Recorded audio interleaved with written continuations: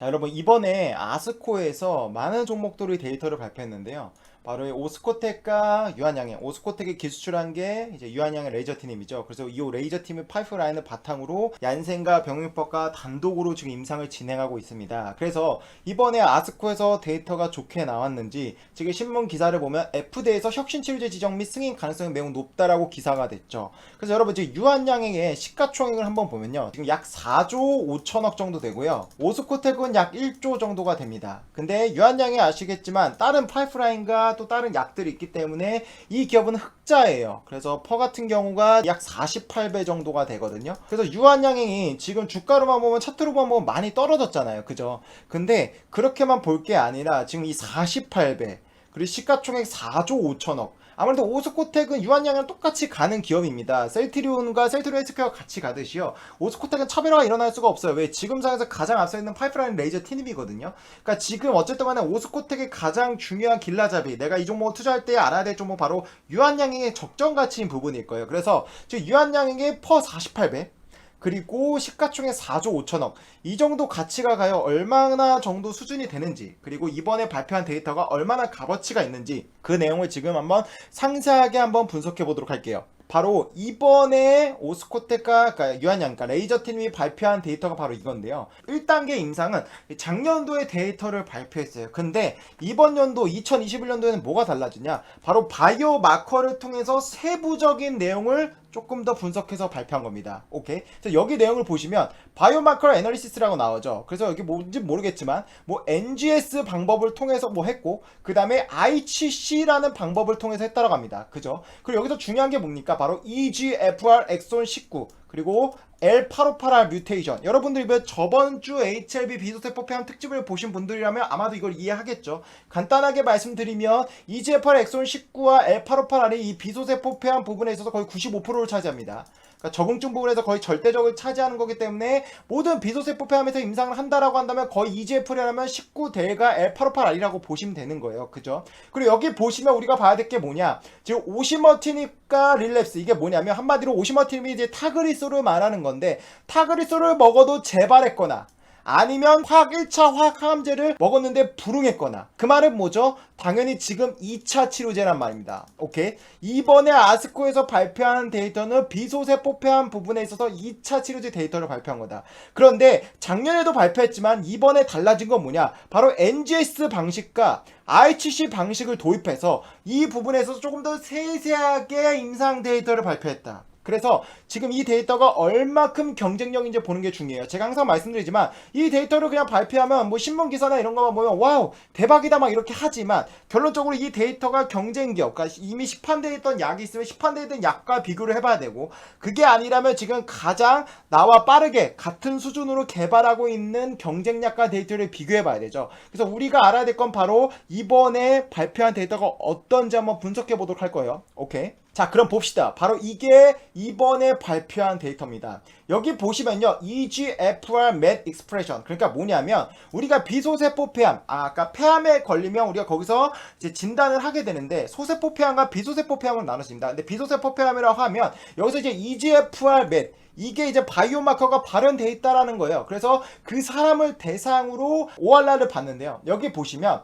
지금 IHC 양성인 환자를 대상으로 봤더니 ORR이 90%가 나왔습니다. IHC 마이너스라면 ORR 10%밖에 나오지 않았어요. 근데 IHC가 뭐냐? 라고 본다면 여기 지금 정확히 나오죠. 뭐냐면 지금 45명 중에 약 20명을 대상으로 이 데이터를 분석한 건데, 10명이 어떻게 했냐? EGFR MET, 그러니까 여기 보시면 스코어가 400점 이상. 오케이, 보이시죠? 그러니까 뭐냐면 지금 EGFR, 내가 만약에 비소세포 폐암에 걸리면 바이오마커 검사를 합니다. 어떤 돌연변이 유전자 때문에 얘가 비소세포 폐암에 걸렸는지 한마디로 분류를 하는 거예요. 그래서 뭐 EGFR에 걸리면 EGFR에 맞는 약을 먹고, 맷에 걸리면 맷에 맞는 약을 처방받는 겁니다. 근데 얘는 지금 EGFR 플러스 맷이 발현됐는데 그 안에서도 한 번 더 상세하게 바이오마커를 검사했다라고 했더니 지금 이 맷의 스코어 점수가 400점 이상의 환자를 대상으로 한 거다. 그리고 여기서 봐야 될 게 뭡니까? 지금 보시면 EGFR 맵 베스트 레지스턴스 이게 뭐냐면 발현되어 있는 환자를 대상으로 하면 지금 ORR이 전체가 47%가 나왔어요. 그런데 EGFR 맵이 발현되어 있는데 그 안에서도 400점 이상의 환자를 뽑으면 ORR이 90%가 나온 겁니다.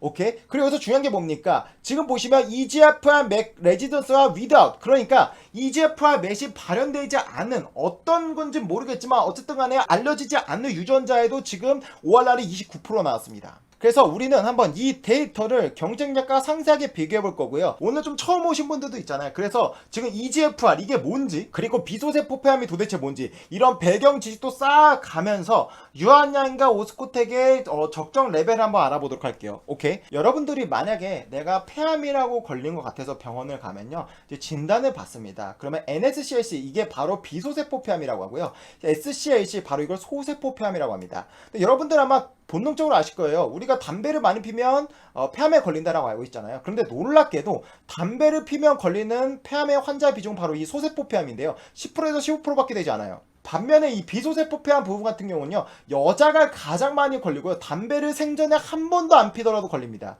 그러니까 놀랍죠? 폐암에 걸렸고 그 안에서도 80%에서 85%를 차지하는 암이 비소세포 폐암인데 담배를 생전 한 번 안 펴도 걸리는 암이라는 겁니다. 오케이? 이 암종의 특징은 뭐냐면 바로 비소세포 폐암 같은 경우는 바로 이 혈관성이나 이런 지역, 폐 주변에 생기는 거고요. 이 소세포 폐암은 이 폐 끝쪽 지역에 생기는 거라고 보시면 됩니다. 오케이. 그리고 이 폐암 같은 경우 우리가 암을 어떤 암이든 가면 진단을 받거든요. 1기든 2기든 3기든 4기든 진단을 받는데 여기에 보시면 지금 이 3기부터 보이시죠? 1A 보통 이 기수도 1기와 1A, 1B 나누고 2기도 AB, 3기도 AB, 4기 나누는데요. 지금 보세요. 3기 A부터는 보통 전이가 됩니다. 근데 이 3기 A까지도 수술이 되는 암도 있고 안 되는 암도 있는데 보통 3기 B부터는 다른 장기까지 전이가 됐기 때문에 이때부터는 수술이 불가능해요. 그래서 보통 우리가 항암제를 할 때 대부분의 약들이 3B와 4기를 대상으로 한다고 보시면 돼요. 그러니까 당연히 지금 보시면 알겠지만 1기는 생존율이 높죠. 점점 낮아지죠. 왜냐면 3기와 4기부터는 수술이 어려우니까 당연히 항암제를 먹으면 암이 계속 퍼지거나 완치가 어렵다 보니 지금 생존율이 굉장히 낮아지죠. 근데 여기서 중요한 건 뭡니까? 3B와 4기의 환자의 비율이 49%, 약 50% 정도가 되죠. 그러니까 비소세포 폐암에 기본적으로 3B와 4기가 타깃이다. 그러면 우리가 지금 폐암에 걸려서요, 비소세포 폐암이라고 진단을 받았습니다. 그러면 여기서 이제 바이오마커 검사를 합니다. 도대체 어떤 유전자가 돌연변이가 돼가지고 폐암에 걸린 거냐. 그래서 각 유전자 돌연변이에 맞는 치료제를 투여를 합니다. 오케이. 그래서 지금 보시면 여기 EGFR이 나오죠. 우리 보시면 마제스트, 이게 바로 전이성이라고 말입니다. 그래서 여기서 바이오마커를 검사하면요, EGFR도 나오고 ALK, 로스, 브라프, 맷, 렛, NTRK 이렇게 7가지의 종류가 나오고요. 추가적으로 이 부분에 대해서 음성이 나오지만 이제 면역항암제 PD-L1이 많이 발현되면 여기서부터는 이제 면역항암제, 우리가 알고 있는 뭐 키트루다나 뭐 옵티보 이런 약들을 처방받는 거예요. 오케이. 근데 유한양인과 오스코텍의 바이오마커 시장은 어디냐? 바로 이 EGFR이다.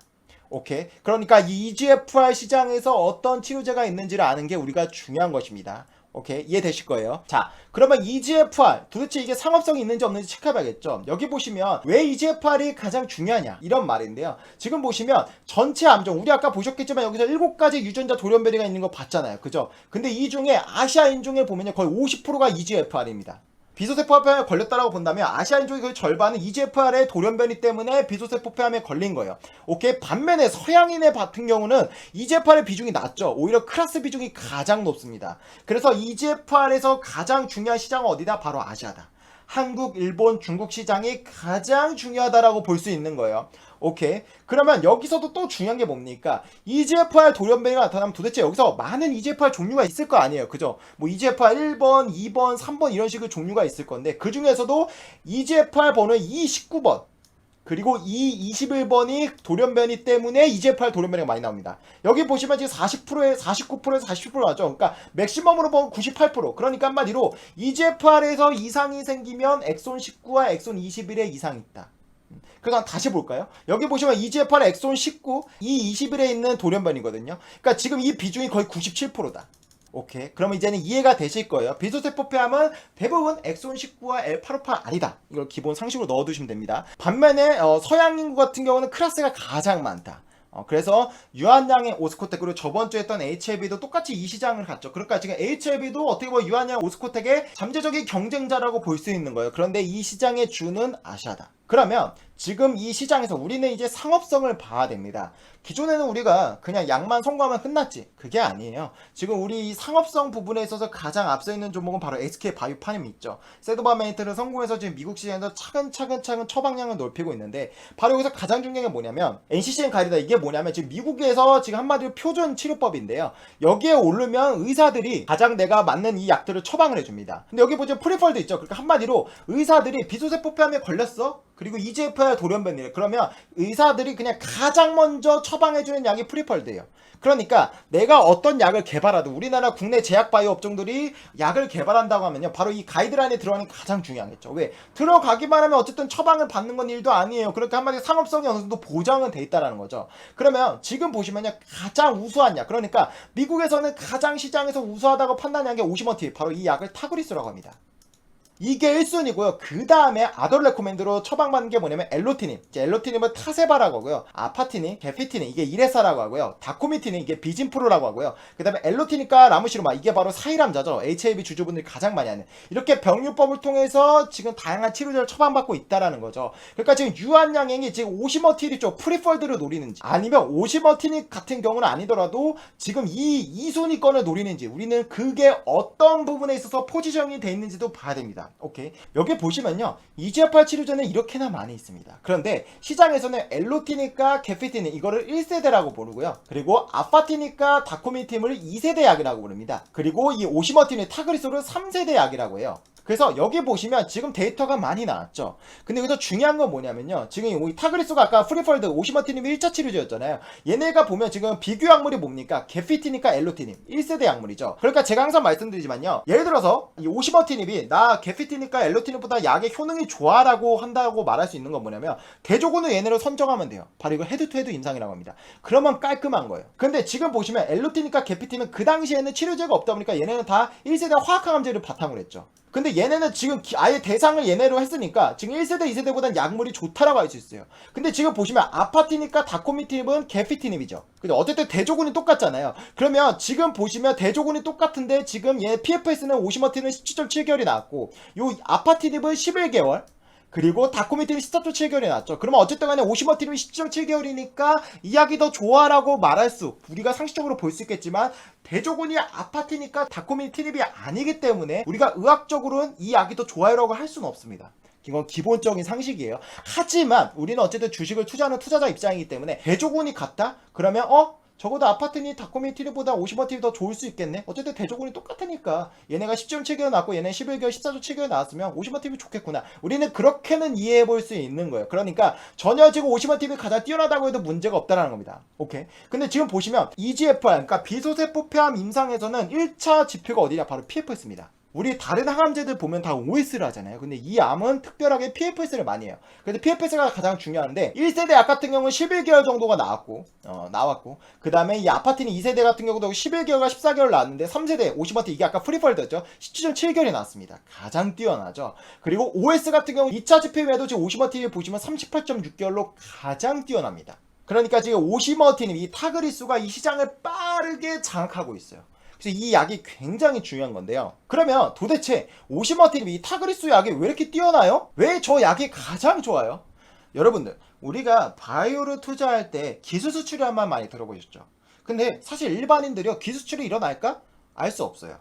그런데 제가 많은 레포트를 보니까 애널리스트들이 이런 말을 하더라고요. 글로벌 빅파마들이 어떤 약을 볼 때 기술 수출해갈 때는 가장 중요한 게 뭐냐? 바로 작용 기전이다. 작용 기전이란 뭐냐면 이 약이 어떻게 약을 내가 먹었을 때 효과가 발휘돼가지고 한마디로 이게 어떻게 약의 효능이 발휘된지 그 기전, 그 기를 말하는 건데요. 그것을 일반인들은 알 수 없죠. 그냥 이렇게 해서 약이 작용을 하는구나 정도로만 알지 이 약의 작용 기전이 경쟁력이 있는지 없는지는 모르는 거 아닙니까? 그죠? 근데 여기서 확실하게 중요한 건 뭐냐면 유한양인과 오스코텍의 작용 기전은 매우 경쟁력이 있다라는 정도는 알 수 있어요. 왜 그러냐라고 본다면 여기 보시면 지금 보시면 엘로트린 게페틴 이게 1세대 약이죠. 그리고 아파트린 다코미티 이게 2세대죠. 그리고 이게 3세대입니다. 뭐가 다르냐면요.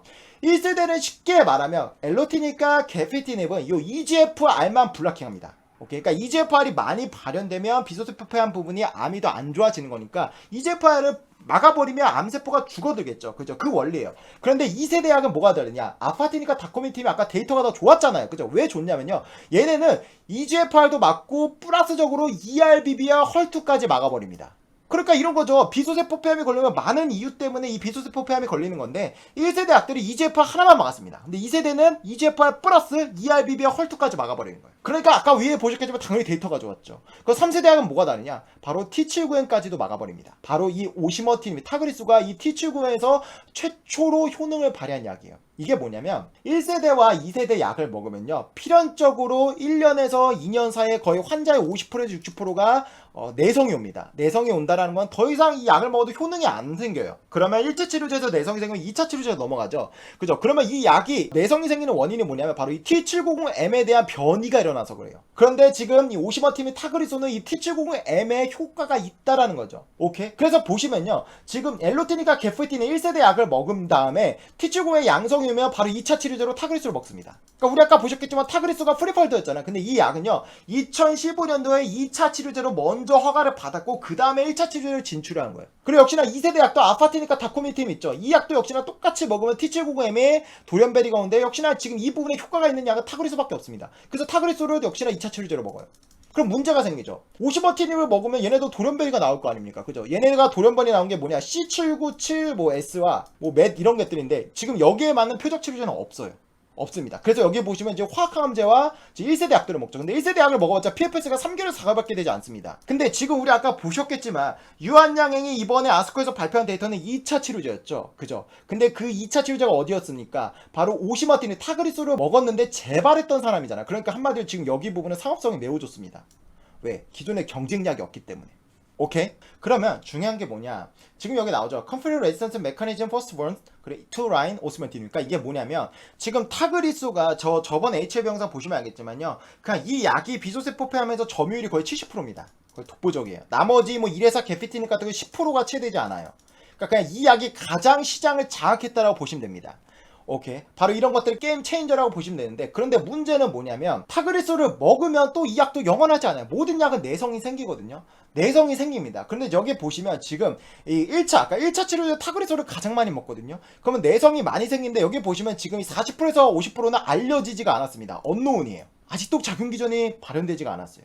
그런데 지금 여기 보시면 파란색 음영 부분이 보이시죠? 여기 6%에서 10%. 바로 여기 부분이 C797S. 이게 EGFR의 한 부분이고요. 그리고 여기 보시면 지금 맷이라고 보이죠? 이게 작아서 안 보실 건데 지금 이 8에서 17%요 부분이 지금 맷이라고 하거든요. 바로 이 부분과 지금 6에서 10%이 부분이 유한양행과 아까 보셨겠지만 오스코텍의 주요 타겟이라고 보시면 돼요.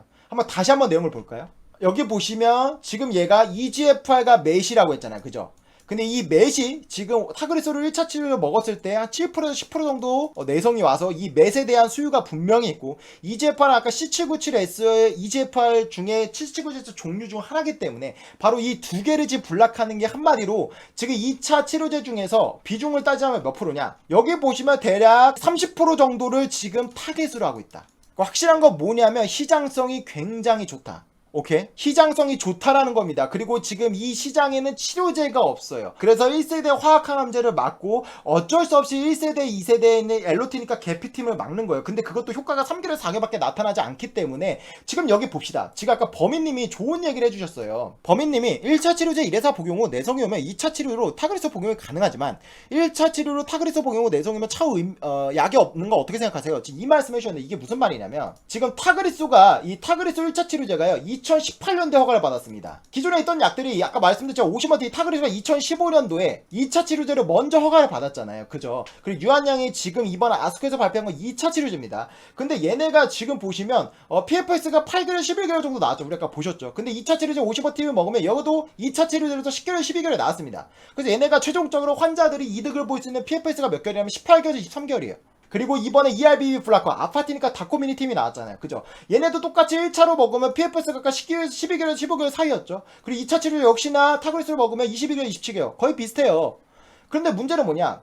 50원 팀은 타그리스를 1차 치료로 먹으면 2차 치료제가 지금 NCC 가이드라인에서 추천한 약이 없어요. 그러다 보니까 지금 1세대, 2세대 여기서 나오는 엘로딘과 게피틴을 먹습니다. 그리고 1세대 화학항암제를 먹고요. 근데 그걸 먹으면 지금 효과가 3개월, 4개월밖에 안 가요. 그런데도 불구하고 우리 아까 타그리스 효과가 PFS가 거의 19개월 나왔잖아요. 그러니까 합치면 거의 비슷해요.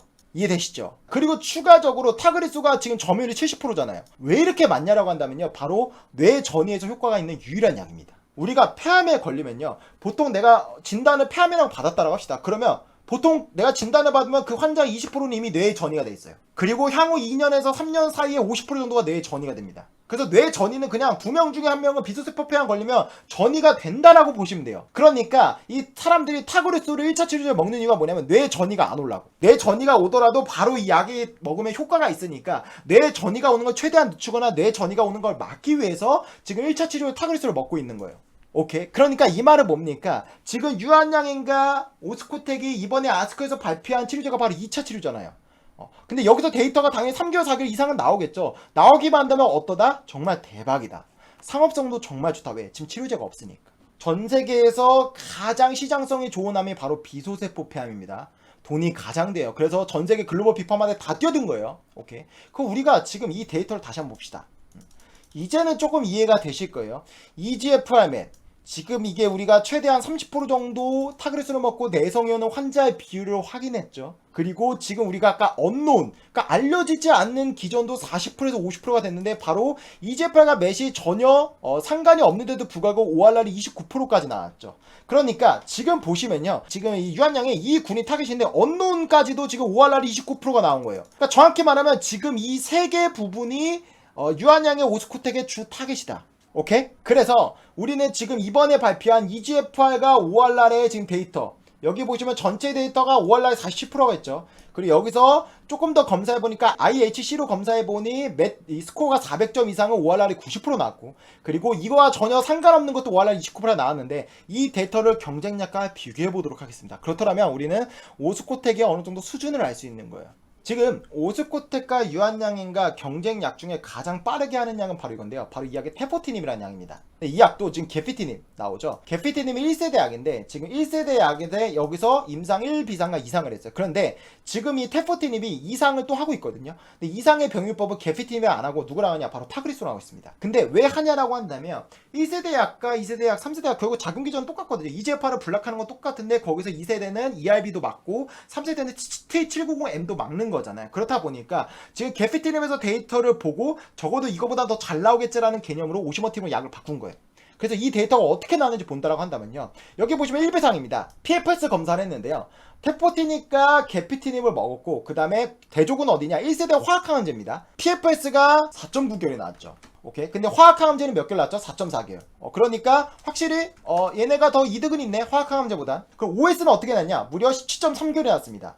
그리고 여기서 지금 화학항암제 18.7개월이 나요. 그러니까 지금 OS에서는 타포티닙과 게피티닙이 우수하진 않았다. 그런데 우리 아까 보셨겠지만 모든 비소세포 폐암 임상은 1차 지표가 PFS입니다. 그래서 OS가 이렇게 나오더라도 상관은 없는 거예요. 허가를 받는 데는. 그죠? 근데 어쨌든 PFS는 지금 4.9개월, 4.4개월, 0.5개월 차이로 효능은 입증됐다. 여기서 중요한 게 뭡니까? IHC 플러스 나오죠. 우리 아까 유한양행이 이번에 아스코에서 발표한 데이터가 IHC 플러스에서 나온 데이터를 발표했죠. 그게 몇이었죠? 아까 5월 날에 90%였죠. 그러니까 얘네도 똑같이 지금 표면적으로는 4.9개가 4.4개를 하는데 이것을 한 번 더 좀 세부적으로 바이오마커 테스팅을 해서 분석을 해본 거예요. 그랬더니 데이터가 달라집니다. 어떻게 났냐? 지금 보시면 유한양도 맷이었죠. 똑같죠. 맷이 바른데 이거는 타그리스를 1차 치료제로 먹고 2차 치료제로 먹으면 이제 내성이 생기는 부분이 발현되는 거고 타그리스를 2차 치료제로 먹어도 똑같이 내성이 생기는 부분이 발현되는 겁니다. 그러니까 이거는 2차 치료제, 3차 치료제가 다 될 수 있는 거예요. 여기 보시면 이제 34명을 대상으로 했거든요. 근데 데이터가 어떻게 했냐? PFS가 무려 8.3개월이 나옵니다. 그리고 대조군은 똑같이 4.4개월이 나오네요. 유한양행을 보시면 지금 PFS가 몇 개월이었습니까? 무려 12.5개월입니다. 그러면 당연히 지금 이 약보다 유한양의 데이터가 훨씬 더 좋죠. 같은 임상 1상이니까요. 환자군도 비슷하고요. 그리고 넘어가 보면 여기 지금 OS 부분도 나왔죠. OS는 얼마나 나냐? 무려 37.3개월이 나왔습니다. 1세대 화학항암제는 17.9개월이 나왔고요.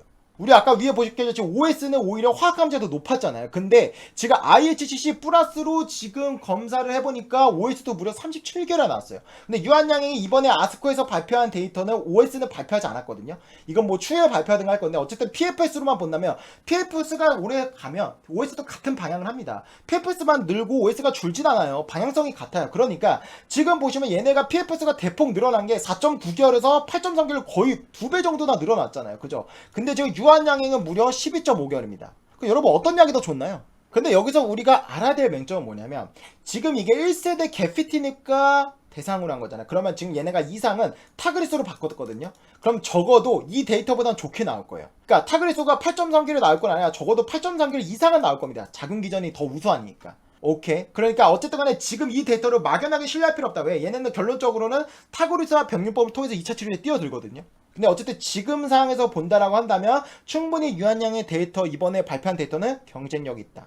그리고 바로 이 약도 지금 유한양과 오스코텍이 지금 이번에 발표한 2차 치료제에서 경쟁약 중 하나인데요. 바로 이 약의 이름이 셀루메티닙, 사볼리티닙, 더발루맙 이 세 개 약을 오시머티니까 병용으로 다 확인해 본 거예요. 그래서 이 약 중에 어떤 게 가장 효능이 좋은지 봐서 여기서 좋은 거를 콕 집어가지고 이상을 하는 거예요. 그럼 어떤 약이 제일 좋았나라고 본다면요. 셀루메티닙의 객관적 반응률은 42%, ORR이 40% 나왔고요. 사볼리티닙은 ORR이 44%가 나왔고요. 더발루맙은 43%가 나왔습니다. 어떤 게 제일 좋습니까? 사볼리틴이 좋죠. 네. 그래서 지금 임상 이상은 사볼리티니까 타그리스가 지금 임상 이상을 진행하고 있습니다. 근데 여러분, 우리 아까 유한양에게 ORR이 몇 프로였죠? 전체 인구를 대상으로 했을 때 몇 프로였냐? 바로 47%였습니다. 그럼 지금 여기 44%더 높죠. 그러니까 지금 이 가장 기대하는 경쟁약보다도 확실하게 유한양의 이번 2차 치료제의 데이터는 좋다. 오케이. 지금 신문 기사를 보면요. 유한양의 폐암신약 미혁신치료제 지정 가능성의 파란불, 그러니까 가능성이 높다라는 거예요. 지금 작년에 발표한 데이터가 이거고요. 그리고 올해 또다시 바이오마크를 통해서 방금 IHC 1에서 ORR 90% 나온 데이터를 발표한 게 이겁니다. 그러니까 두 번의 똑같은 임상의 두 번의 데이터를 발표한 거예요. 그런데 지금 얘네가 임상 1 비상을 또다시 진행합니다. 바로 이거는 2 번호가 2번 붙은 건데요. 여기 보시면 이번에 바이오마크를 통해서 IHC 플러스와 NGS를 통해서 데이터를 발표했잖아요. 여기 보시면 ABCD가 나오는데 이 D군이 바로 이번에 바이오마커 아스코에서 발표한 데이터와 똑같은 프로토콜입니다.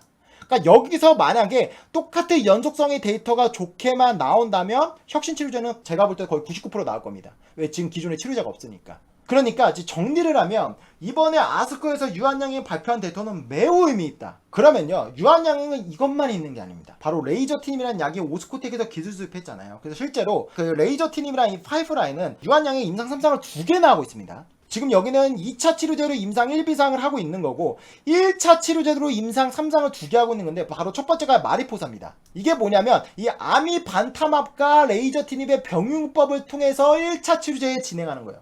근데 제가 아까 뭐라고 말했죠? 헤드투헤드 임상. 그러니까 시장에 있는 1차 치료제 임상을 진행을 해서 그걸 대조군으로 삼아서 걔네보다 데이터가 잘 나오면 그 시장에서 가장 1차 치료제가 될 수 있다. 우리 아까 봤지만 이 오시버틴이 뭐였죠? NCCN 가이드라인에서 프리폴드 했죠. 1차 치료제입니다. 그냥 비소스포피랑 EGFR에 걸리면 무조건적으로 이 약을 다 먹는다 보시면 돼요. 이 지금 점유율이 70%입니다. 근데 지금 얘네가 레이저티니까 아미바티와 병용법이 지금 오시머티닙의 도전장을 내민 거예요. 지금 경쟁적으로 대조군 약을 오시머티닙을 타그리스로 해가지고요. 임상 3상을 진행합니다.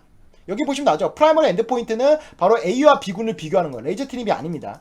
나오죠. 세컨더리 엔드포인트도 역시나 암 A와 암 B를 비교하는 거예요. 이건 아닙니다. 오케이. 근데 이거를 말고도 지금 유한양액은 레이저티닙 단독으로 이 파이프라인의 이름은 레이저티닙인데요. 레이저티닙과 1세대 약의 개피티닙을 비교하는 임상을 진행하고 있어요.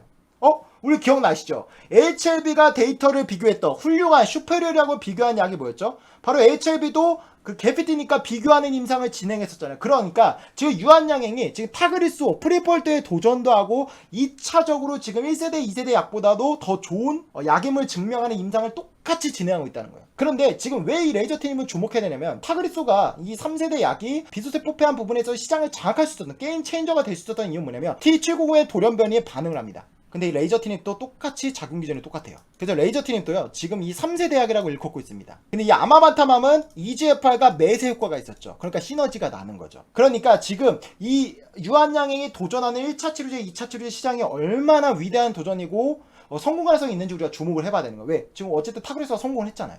그러면요, 지금 유한양행이 도전하는 시장은 이렇습니다. 뭐냐라고 한다면 지금 아마반타맘과 레이저티닙이 마포리사라는 임상 3상을 통해서 여기를 지금 뛰어든 거예요. 그래서 우리는 타그리스보다 좋음을 증명해서 우리가 1차 치료제 될 거야. 바로 이 시장에 도전하는 겁니다. 그리고 추가적으로 지금 아덜 레코멘드 이 부분도 지금 얘네가 점유율 한 70%고요. 30%는 이 약을 먹어요. 그럼 의사가 상담을 통해서 이 약을 먹이는데 바로 이 부분도 지금 레이저 티닙과 바로 여기 1차 치료제 게피티닙을 비교하는 3상을 똑같이 진행하고 있어요. 그 말은 뭐죠? 1차 치료제 시장에서 프리폴드에도 도전하고 아덜 레코멘드에서도 도전을 하고 있는 거예요. 그리고 추가적으로 이번에 발표한 거 뭡니까? 오시머티님은 어쨌든 70%를 먹으면 여기서 저희 절반 정도가 내성이었는데 2차 치료제 넘어가 있죠. 그 시장에도 뛰어든 거예요. 여러분들 상업성이 엄청나게 좋아짐을 느낄 수 있죠. 왜? 특히나 이 오시머티님을 먹은 후에 있는 내성에선 치료제가 아예 없습니다. 지금 발표한 데이터는 경쟁력보다도 우수함을 눈으로 봤고요. 그렇기 때문에 우리가 유한양과 오스코텍이 지금 도전하고 있는 파이프라인을 엄청나게 주목해야 되는 거예요. 이렇게 지금 한마디로 메이저 업체에 도전하는 국내 제약바이오 회사는 없거든요. 그러면 유한양의 가치가 얼마일까? 우리는 이 부분을 고민해 봐야 됩니다. 그러면 지금 타그리스가 얼마나 대단했는지 한번 보면요. 이 약이 6조 가치라고 해요. 근데 아까 말씀드렸지만요. 타그리소가 2015년도 11월에 미국에서 2차 치료제로 승인을 받습니다. 그리고 2018년도 3월인가 4월에 1차 치료제로 허가를 받아요. 그러니까 2차 치료제로 먼저 뛰어들었고요. 그 다음에 1차 치료제로 간 거예요. 근데 지금 유한양도 보시면 알겠지만 1차 치료제, 2차 치료제 다 뛰어들었잖아요. 그러니까 비소세포 폐암이 다 그렇게 전략적으로 하는 겁니다. 이게 1차 치료제 허가 났을 때 2018년도 기사입니다. 근데 이 약이 지금 플라우라라는 바탕으로 1차 치료제 허가 받은 건데요. 뭐라고 말했냐? 당시 아스트라제네카는 타그리스의 연매 출연이 지난해보다 3배 오른 30억 달러 이를 것이라는 기대감을 표현했다. 이것은 뭐냐면 2018년도 그러니까 얘네가 3배 올랐다 하면 3배가 전이면 10억 달러잖아요. 그러니까 10억 달러 부분은 2차 치료제 부분만 있는 거예요. 근데 1차 치료제가 허가를 받으니까 이거를 3배로 업을 시켜버린 겁니다. 그러니까 1차 치료제만 20억 달러, 그러니까 2조 정도가 팔릴 거라고 본 거예요. 그런데 최근, 그러니까 이건 2018년도 기사예요. 2018년도 기사에 뭐라고 했냐? 그 당시에 금융기업 UBS가 낸 보고서에 따르면 2023년 타그리스의 예상 매출액이 무려 58억 달러까지 높아졌습니다. 그걸로 우리 원화도로 하면 6조 5천억이죠. 그리고 타그리스의 마진율은 거의 95% 이상입니다. 왜냐면 이 시장에 이 약밖에 없잖아요. 내 전에 효과 있는 약이 이거밖에 없다 보니까 마진율이 이렇게나 높아요. 지금 시장 점유율은 70%고요. 타그리스의 최종적으로 매출액을 지금 그 당시 나스닥은 글로벌 금융기업 UBS는 6조 5천억으로 봤다. 유한양행이 최근에 이런 말을 했어요. 만약에 비소세포 폐암 허가가 난다라고 한다면요, 연매출 1조가 나온다라고 해요. 비소세포 폐암 부분에서 타그리스 점유율이 뭐 한 70% 정도 되거든요. 왜냐면 뇌전이행 효과가 이거밖에 없으니까. 근데 레이저 티닙도 똑같이 뇌전에서 임상을 했고 뇌전에 효과가 있습니다. 그래서 지금 타그리스에 지금 버금가는 약이 될 거라 보고 있어요. 그럼 만약에 성공을 가정이라고 한다면 1조가 어느 정도 수준입니까? 우리 아까 타그리스가 6조 5천억이었죠. 그러면 1조 정도면 몇 프로죠? 한 15% 정도 되는 거죠. 15% 20%. 15% 20% 불가능할까요? 제가 볼 때는 충분하게 가능성이 있습니다. 제가 항상 기사를 볼 때 어떤 제약사에서 이런 거를 할 때는 굉장히 긍정적인 면을 강조한다라고 했잖아요. 근데 저 개인적으로는요, 작용 기전을 보니까 이 레이저 티닙의 아마반타란 병유법과 레이저 티닙의 이 작용 기전을 볼 때는 충분하게 비스포판 부분에 있어서 성공해서 굉장히 높지 않나. 저 개인적으로 굉장히 기대합니다. 그리고 이 업계에서 말한 이 담당 CEO가 말한 연매출 1조도 충분히 가능하다. 그래서 우리는 유한양에 굉장히 주목해야 되는데요. 그런데 지금 이 타그리스가 만든 약이 제약사가 어디냐? 바로 아스트라제네카입니다. 그리고 유한양 같은 경우는 지금 퍼가 48배예요. 지금 이 약의 시가총액이 4조 뭐 5천억 정도 되고요. 아스트라제네카는 시가총액 다달아서 뭐 170조가 넘습니다. 173조인가 그래요. 시가총액 비교가 안 되죠. 그런데 퍼로 비교해보면요, 63배.